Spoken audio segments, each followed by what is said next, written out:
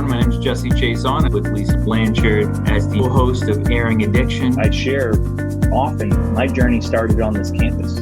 Got sober as a client here, just like you. I really do see phenomenal change. Always hope. I've seen situations that on the surface look impossible become possible. Doing this podcast is to share those recovery stories, be honest about what the challenges are and have some real conversations, but kind of share that out on the airwaves. Welcome, everybody, to the very first episode of 2023 of Airing Addiction. I'm really excited for today's episode. As I think I always say, I'm really excited, but I do have to say there's definitely some timing in that the messages we're likely to talk about and hear today are personally and professionally well-timed for me. And I'm just really excited to be here. So welcome to the new year. Welcome to a new year of podcast episodes. We've been doing this for some time now. So if folks, want to like, subscribe, kind of do all the podcasty things to catch all of our previous episodes. But with that, I'm going to pass it over to Jesse to introduce our guest for the first guest of the year. First guest of the year. Thanks so much, Lisa. Good morning. Happy New Year, everybody that is listening. A new year full of possibilities. If you're listening live, this is January 25th. They say it takes about 21 days to create a habit, only 7 days to break it, though. So hopefully people that are listening that have either made a New Year's resolution or just put some effort toward a healthy habit. If you've done that every day since the new year, congratulations, you have a healthy habit. So I am really excited personally, professionally, to introduce our guest. Our guest is someone I've had the pleasure of having in my life for quite some time now. We were catching up before the episode went live, and it's been well over a decade. And I can think of no other person to kick us off, to tell his story, to share a message of, here's that word again, Lisa, hope, right? That's the theme every episode, it seems like. So without further ado, I would like to introduce Derek M. Thanks, Jesse, and Happy New Year. Wow, I feel special being the first guest of the new year, but, this is something near and dear to my heart. I've been in recovery now for 19 years, ever since November 19th, 2003. So, I've been, thank God, I've been blessed to be in recovery for that long. I'll give you a little bit of my background, though. As many people know, I like to refer to alcoholism as a family sport. My life has pretty much day in and day out been involved or, somehow impacted by alcohol since the day I was born. I mean, the first picture of me that used to be passed around was me as a little baby with a beer in my hand. And that was, my dad took pride in that because he said, the doctor told him that beer was probably healthier than soda for kids. So that was kind of the approach that they took. But, my parents had a very tumultuous time as I was, a little tyke and ended up in divorce when I was, 4 or 5 years old. I don't remember all this, but the word on the street is they were pretty much very, very heavy partiers. And, it continued that way on pretty much until both of them passed. But, after my parents got divorced, it was, I don't have a lot of memories of that. I know it was kind of a crazy time because my mom was in the active throes of alcoholism. But I was blessed to have in 1972, which I'm dating myself, because it's a long time ago, my mom got remarried. And, I had this new influence in my life, a gentleman that was very helpful. He fortunately was not an alcoholic, but he was only in my life for a very short period of time. What I'll tell you is that my mom actually entered in recovery in 1981 when I was starting high school. And I can remember her going through the steps. I can remember the serenity prayer over the toilet in the bathroom. I actually had my mother make amends to me when I was in high school. Unfortunately, what happened though is my stepfather, probably a year and a half into my mom's sobriety, was killed in an industrial accident. And I just found out recently, looking through the diary of one of my relatives, that she actually relapsed during that time.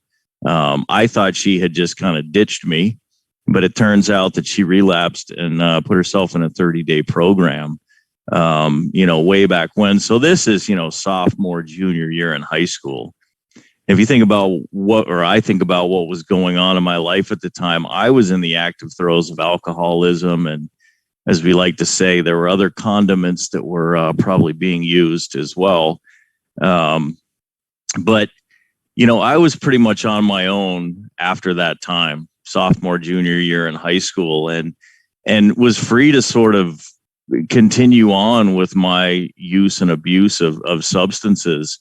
Because obviously, I was a scared little kid. I had a lot of problems. I was a bedwetter, it was just a really tough time for me. And I think early on, alcohol became that thing that just made it for me, that allowed me to kind of quell all of the, the demons that were running around in my head and allow me to kind of get some rest, because I just couldn't slow my brain down. It was full of fear.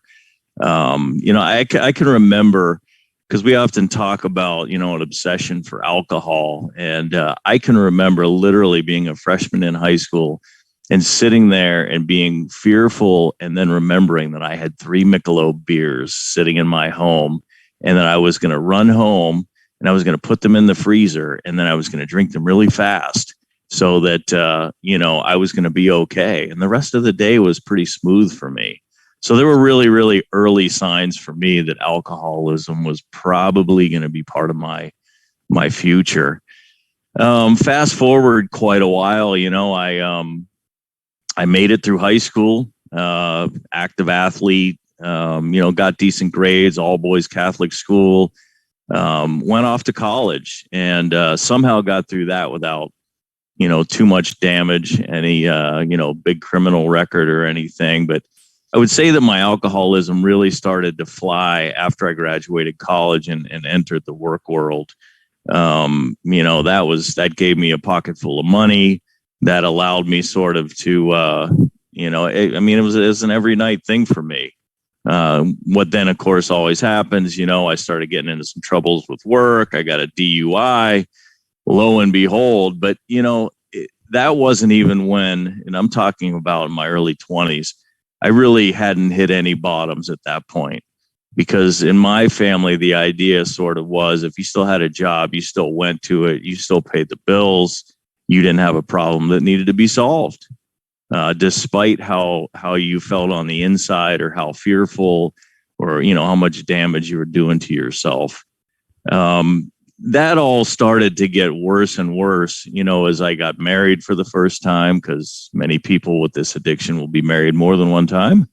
But got married for the first time, had a son. My career was sort of kicking off, but, I was really in the throes of some very, very heavy drinking, because what happened was, as I got more and more into an executive career, I couldn't use any of the condiments that maybe I had in the past. So I just kind of backfilled any of that intoxication with alcohol, and, really started to drink heavy every night. At one point, the reason I'm in Massachusetts is, I interviewed for a new promotion, a position back here in Massachusetts, and I left Arizona and headed this way without my family. I had a 1-year-old son and a wife, and lived here for about 4 months in a hotel. And that is really, to me, the point where I know that I crossed the line. I was so just so disgusting at the time with the amount I had to drink, hungover every morning.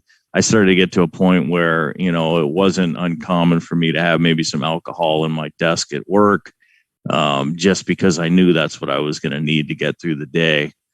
That all really started. It came to a crashing halt when my wife and my son moved to be with me in Massachusetts.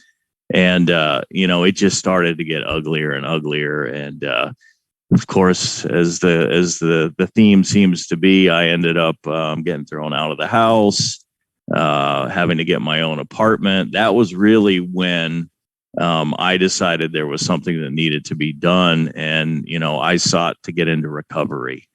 Started with sort of a day program, went to, 12-step program, which I'm a very big proponent of, helped me a lot in my entire sobriety. And that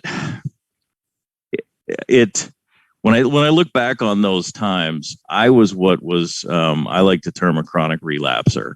I hadn't really hit bottom hard enough, even with the divorce and getting thrown out of the house, but I hadn't lost my job yet. I hadn't, been arrested yet. But that all those yets started to happen for me.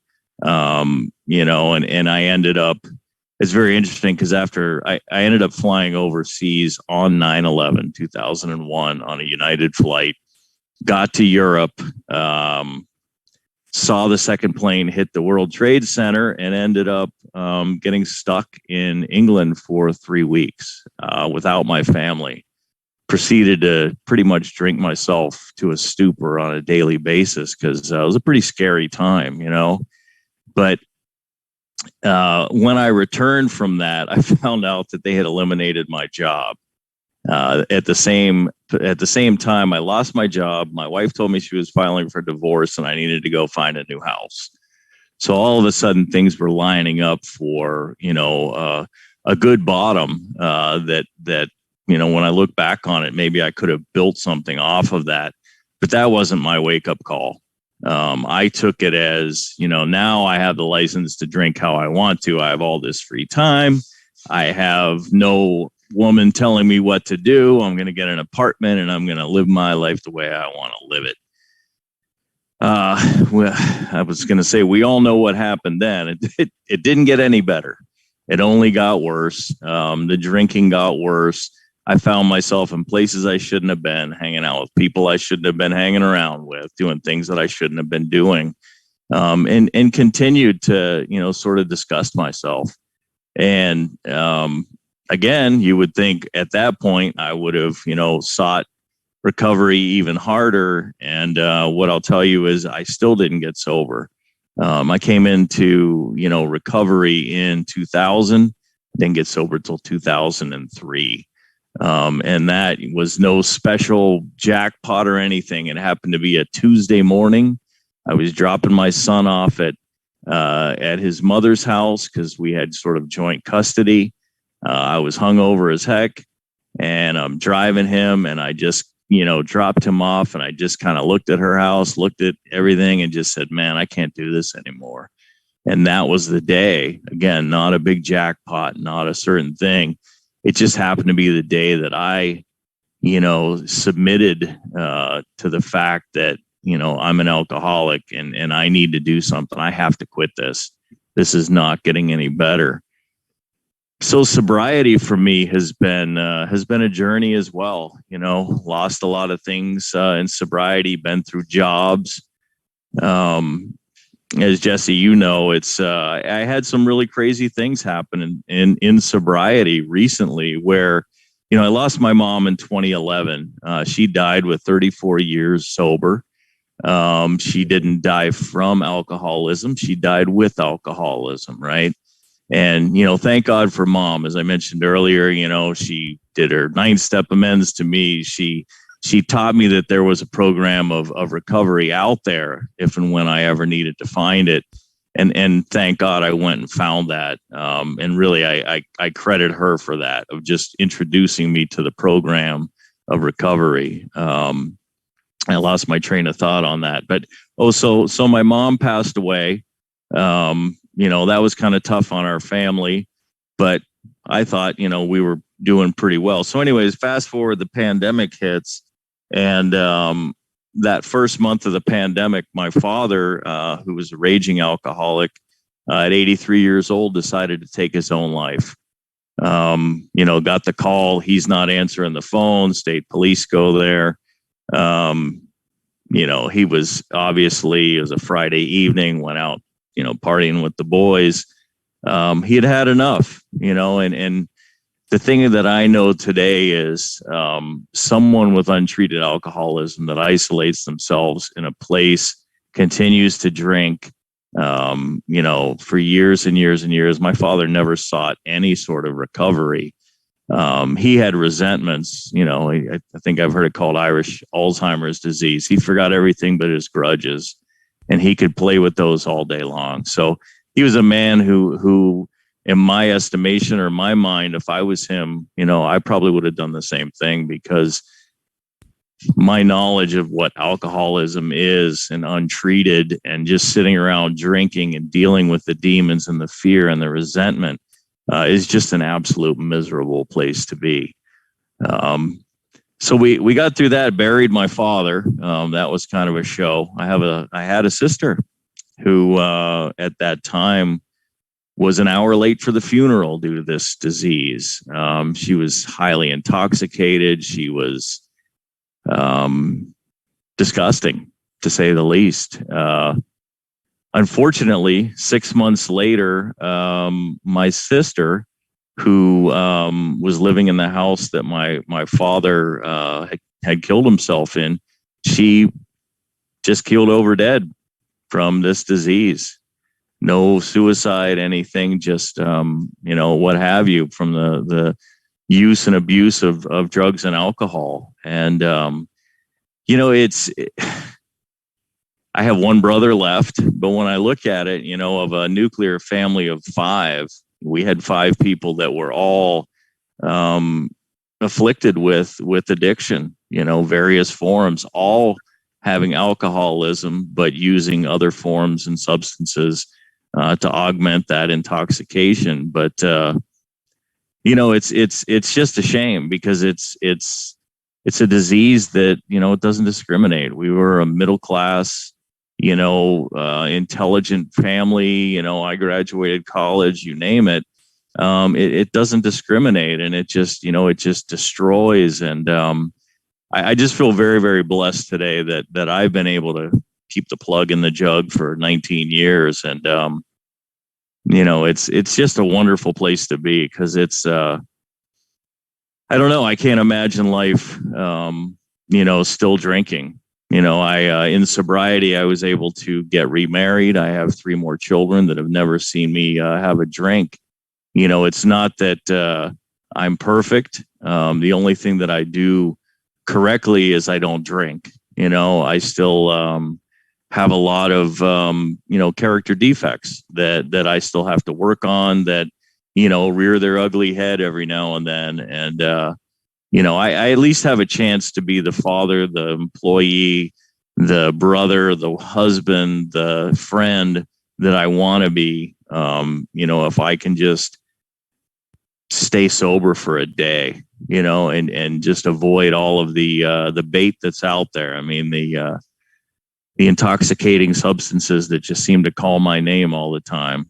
So I think that's a lot of what I wanted to say. But again, I'm just so thankful. And I guess the other thing that I was thinking about is one thing that when I look back on my life, in and around alcoholism, one of the things that I like to mention to newcomers or people that maybe aren't aware of this disease is I don't think that all of these trials and tribulations and hardships that I've had need to be a barrier on why I can't be successful or why I can't be the person that I want to be going forward.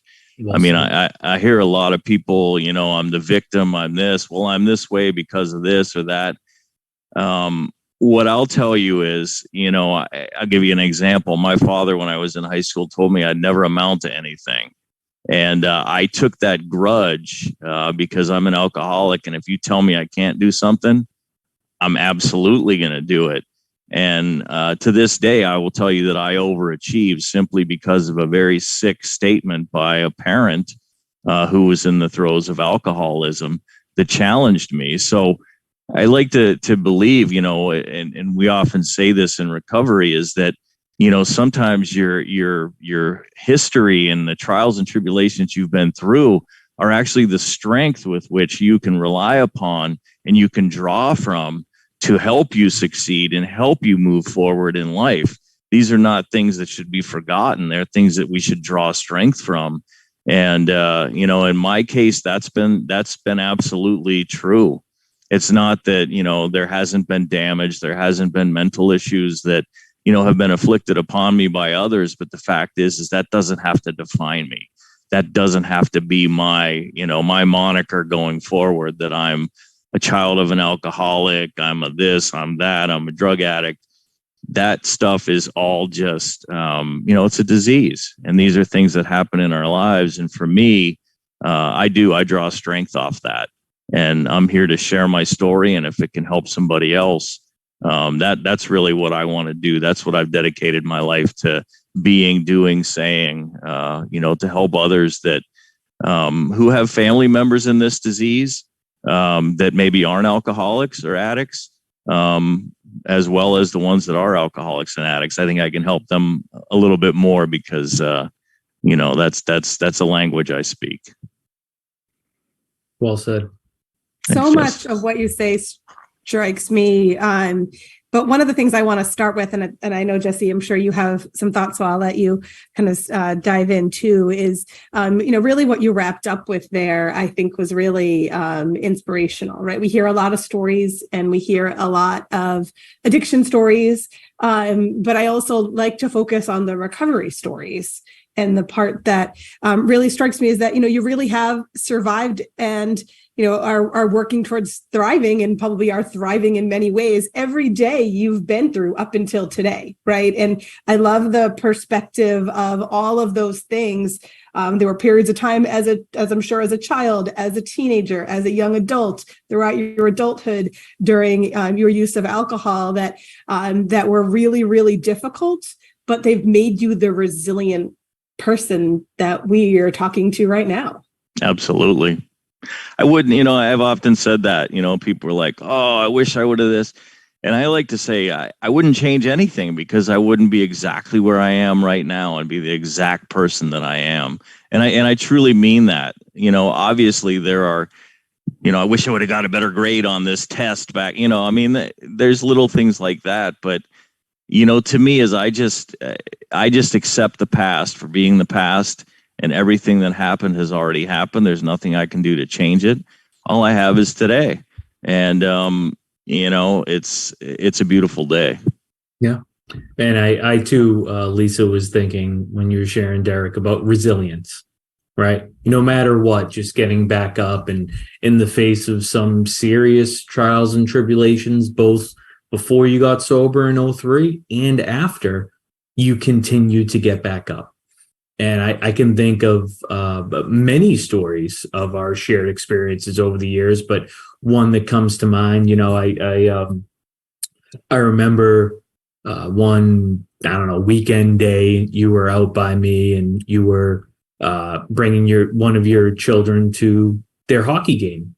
And we just happened to connect, and you said, hey, if you want to bring your kids out, it was my children's first hockey game. And I get there, Lisa, and I'm looking around, and it's a beautiful place. And I'm like, where's Derek? And then I get this text from Derek. I'm on one side of the ice. He's on the other. He's coaching because whatever happened, they needed a coach. Someone had a ref, and he just said, yeah, I'll do it. And, we texted across and, my kids loved it, just explaining hockey to them. But really the essence of why I told that story is just showing up, right? Just being of service, just, in the little things like, hey, can you coach the hockey game, to the life altering situations that we've talked about. Your story is one of perspective, of resilience, and being of service.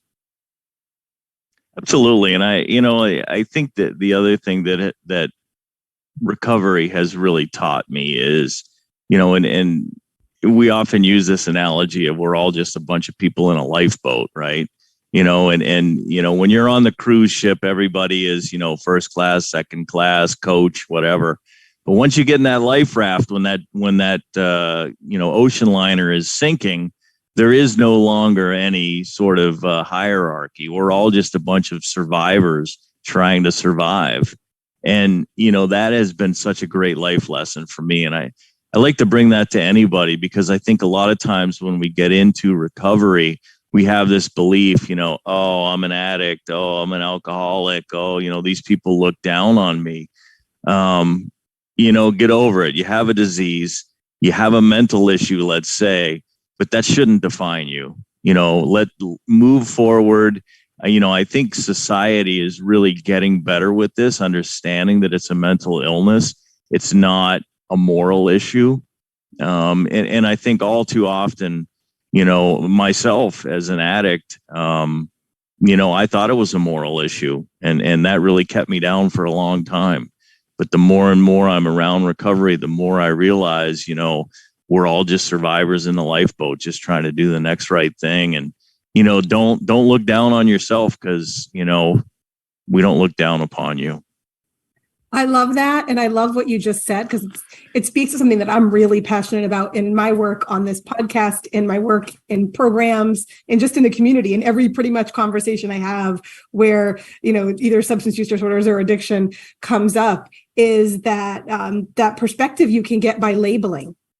Right. And you can really, I'm an addict. And it becomes central to your sense of self, instead of it being a chronic disease that is something that you're actually surviving from and actively working on. If folks are working towards recovery, it doesn't need to define you at that point either. And how we talk about recovery, and how we talk and use kind of, person first language, I like to say, and it's even shifted in the medical field, right? Like we did a whole podcast on recovery language with Boston Medical Center and Rise, which is one of my favorites. To really talk about how, we no longer say the diabetic in room 302, right? In the hospital, the person with diabetes, we need to make sure we're applying that same approach and language, that person first. Like, there's so much in just hearing your story, Derek, about you, right? That your life has been impacted throughout your childhood, some trauma, all of those things that you've been through, and then your own, active addiction. But that's not even what, like, I see so much more of you, even hearing you talk. And so I really appreciate that perspective on, the kind of labeling and language and the non-judgmental perspective. Well, I'll give you a personal experience with this too. I can remember, I graduated from college. Very proud. I actually paid for it myself. So I think that's even harder for anyone out there that has done that themselves.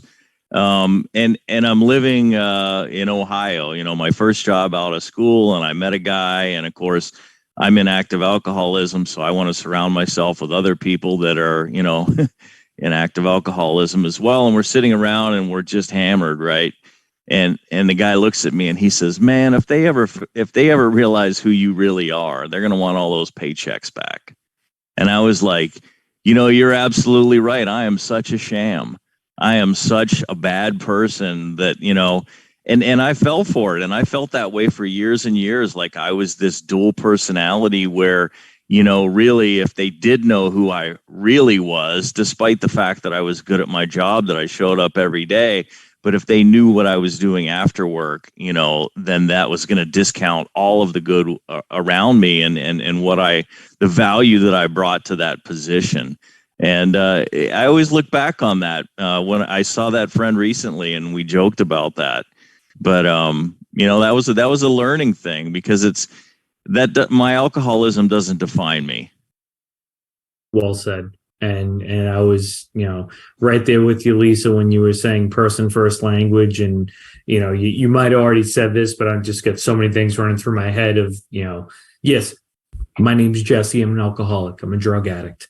But I don't use that as a limiting statement. I use that as okay, I have to remember that, because I know what happens to people that forget that and try to manipulate or rationalize or justify. And a great mentor of mine gave me the little nugget that rationalize is a ration of lies. And I like that. I really like that. Right. So keep it up front. Yes, I'm an alcoholic and drug addict, but we're so much more. Like you said, Derek, right? You have children and a wife and an employer and friends. And, I know you do so many extracurricular activities, I don't think we have time to talk about on the podcast. I mean, I keep busy. For those that are just listening and not watching this, Derek's background is when he skydived, right? And a very cool picture of him skydiving, right? And we were talking before the podcast of all these other things, but I just wanted to throw it out there to anyone that is listening and can identify with Derek about, I grew up that way too. And I have these family members that are still active, or, I love what you said, Derek, about, I think I can help family members that don't have substance use disorder because I speak that language, right? And for anyone out there that's listening, Spectrum Health Systems and New England Recovery Center runs a family support group for just that reason. And we meet every Wednesday night. So tonight in real time, if you're listening to this, and all you have to do is email Magnolia, Magnolia at spectrumhealthsystems.org, and you get the free Zoom link. We've been running this now for, I think it'll be like 2 years in the summer. And just the amount of people who have came on and maybe not understood what their loved one is going through, or understood it maybe too well, and, had some adverse feelings around experiences. And it's a safe place for family members to process those. So I just wanted to get that out there. And thank you too, Derek, for being brave enough to share your own, not just your own recovery, but your own family story of how alcoholism is touched. I think. Well, I think, Jesse, you make a very good point there too, because it'd be easy enough for me to say, well, geez, I've been in recovery 19 years. So I know how to deal with my other relatives that have addiction problems.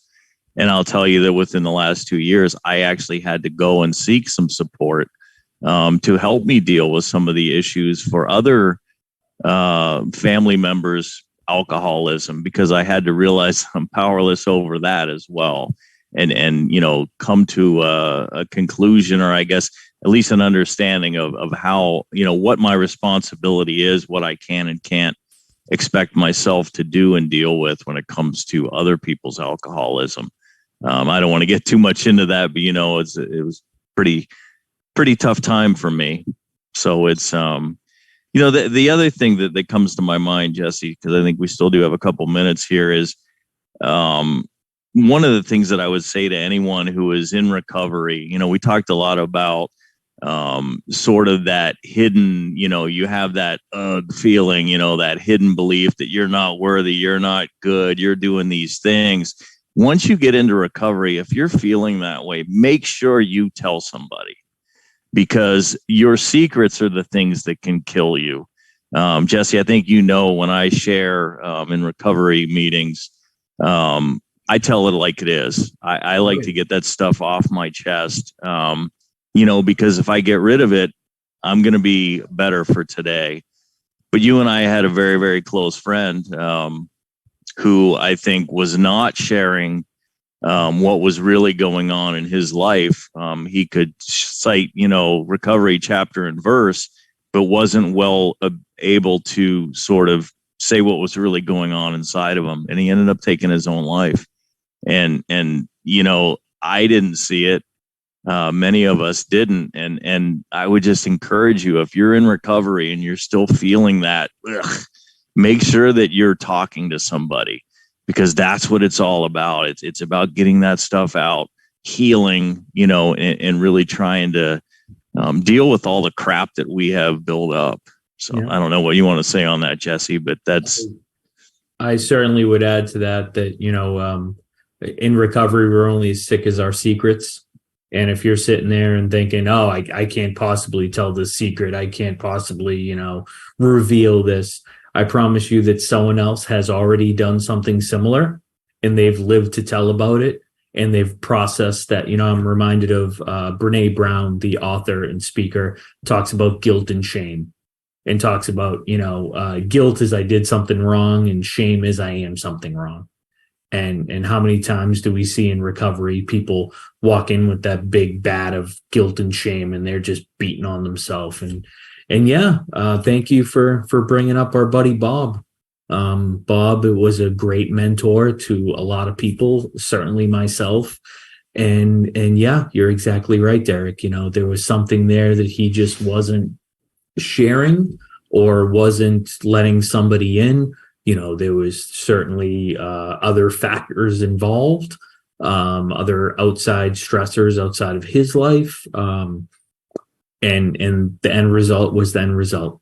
We Yep. showed up, we suited up and showed up. And, I have many memories of that service. And I think one that is so telling about what we're talking here as far as recovery is it was a family only celebration of life after. But because I knew the family so well, I was invited. And there was one other gentleman who was a mentor to Bob that was invited. And then we're sitting there at the restaurant after, myself and this gentleman, and someone else comes over that I only knew of in passing, but never met. He was a relative from out of state that also was in recovery. And right then and there, we had this little meeting in probably, one of the most difficult situations, certainly in my recovery, never mind to the family that had lost their father, their brother, their husband. But even in the midst of that grief and that guilt and shame, that there was this ember, this spark, this even more than a spark, just this raging fire of recovery. And what I would call that, and we talk about this a lot on the podcast and in the recovery communities and in treatment centers, and it's particularly in the light of the pandemic, right, is that recovery, whether that be from addiction or from mental health or both, right, which is often the case, thrives in connection. And so why it's so helpful to be transparent and get that stuff out is then it takes away that shame that Jesse was talking about, and it allows the door to be open a crack for that connection. And that's where the healing comes in, is through those cracks. And so I just really appreciate you kind of putting that out there, Derek, and and describing your both of your really personal experience when that doesn't happen, and echo your statements of it's always better to connect. It's always better to share and be transparent about what's really happening with you, because somebody is going to help and somebody is going to understand. And even if you think it's really just you and there's something wrong with you, but we know that addiction thrives in isolation. And so the less isolated we are, the more hopeful we can be. Absolutely. We have a disease that speaks to you in your own voice. And that makes it so difficult because obviously I hear my own voice and I believe it because it's me. But I've probably lied to myself more than anybody else. So yeah, lied to ourselves and really believed the lie too. Going back to a ration of lies. Yeah, I like that. Yeah. I probably won't remember it, but I like that.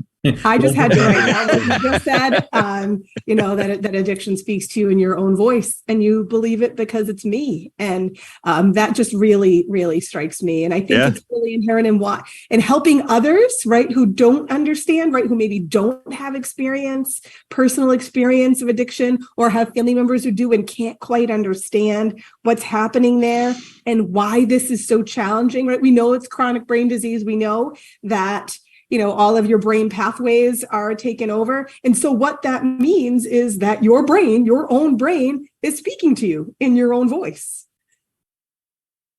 Yep. Yeah. And it leads you in it leads you to bad things sometimes. Yeah. And if you're out there listening to this, or you're going to be listening to this, just know that that I don't care what you did or how old you are or where you are listening to this. There's more resources out there for those of us in recovery from substance abuse and mental health than we could possibly utilize in our lifetime. And the reason I say that is because I know for me personally, that gives me a sense of hope. There's that word again, right?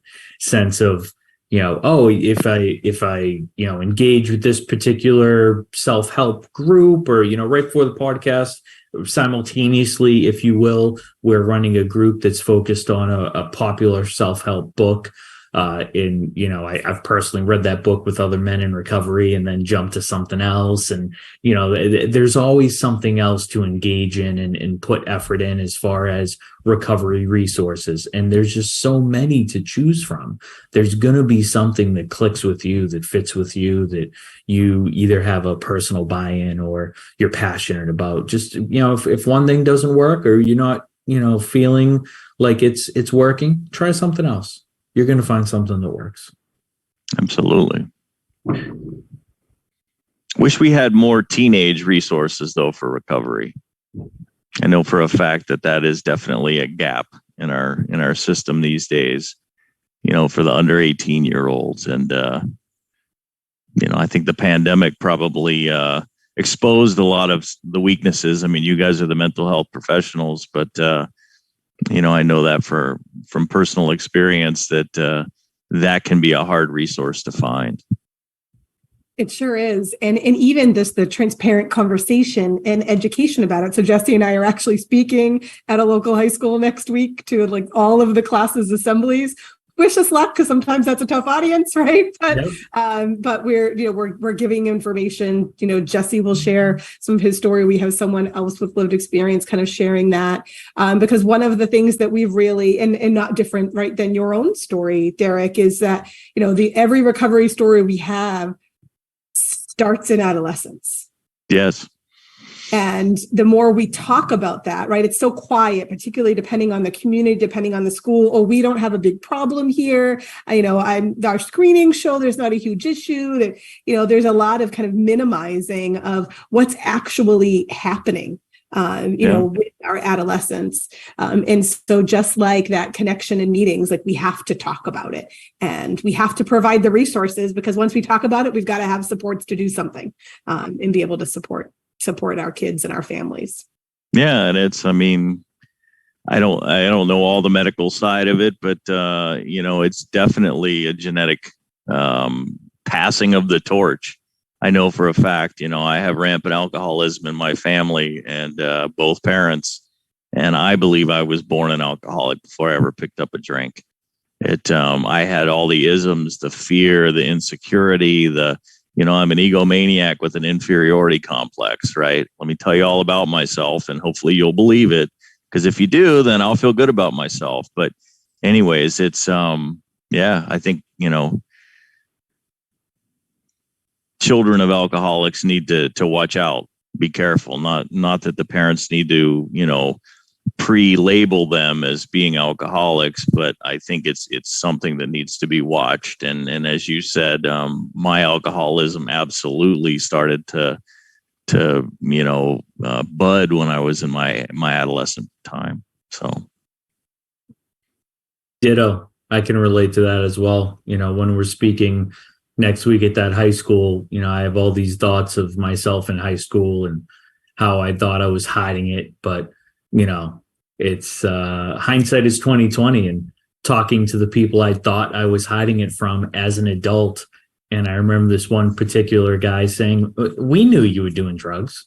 You weren't fooling anybody, right? We knew, but we knew that we couldn't talk to you about it because you weren't ready or you just make an excuse or blow up at us. So yeah, that certainly would be on my mind when we talk at that high school, and what a great opportunity too, as well, to not just be of service, professionally when somebody is seeking out care, but also, being of service preventatively. Yeah. To say, you might think this is an issue, and it's fair to say maybe it isn't a level of a diagnosable issue currently at 12, 13, 14, 15, whatever.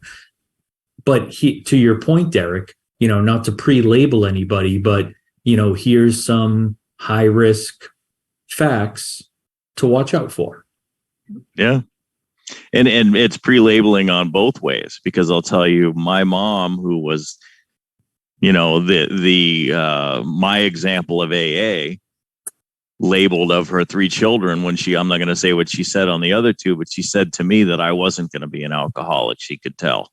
Oh, wow. And so I hung my hat on that for years because I continued to be successful and so forth. But, The only thing that was different is I saw the trouble that my older siblings got into, which means that I just didn't get caught. Yeah. But that was a bad thing to tell me, because then I was like, well, the leader of AA told me that I'll never be an alcoholic. So, geez, I guess I'm just an idiot. So.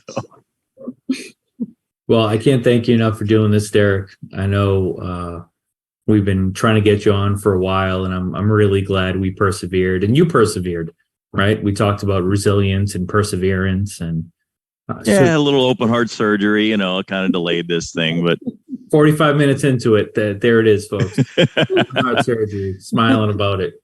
Hey, happy to have made it through, and I feel better than I have in 20 years, and I'm going to live every day to the fullest. There we go. Well, I'm so grateful for this episode, for having you on in this new year at this time of either starting to build new habits or refreshing them if you need to, as Jesse kind of kicked us off. It's really been a gift. So thank you so much. Thank you. Have a great day, everyone. Happy New Year. Happy New Year.